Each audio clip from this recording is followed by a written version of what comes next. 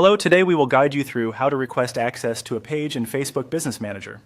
In this walkthrough, we'll show you how to request shared access to a Facebook page using Meta Business Suite. This is useful when you need permission to help manage a page that belongs to another business, client, or organization without transferring ownership.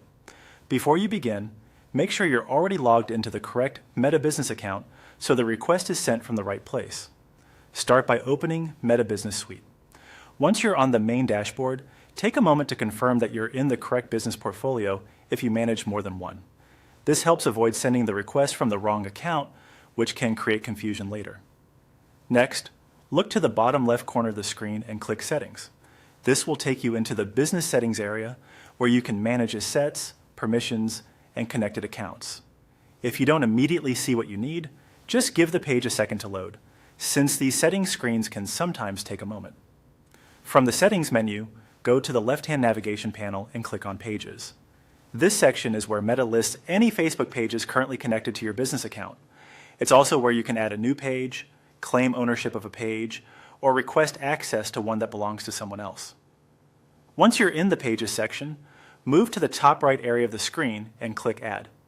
This opens the options for bringing a page into your business settings.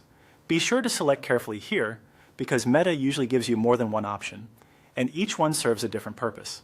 From the menu that appears, click Request Shared Access. This is the option you'll use when the page is owned by another business, but you need permission to work on it. After that, simply follow the on-screen procedure to complete your request. Meta will guide you through entering the page details and submitting the access request to the current owner or administrator. As you complete the process, double-check that the page you're requesting is the correct one. It's also a good idea to let the current page owner know to expect the request so they can approve it promptly from their side. And that's it. Once the request is submitted, you'll need to wait for approval before the page appears in your business assets.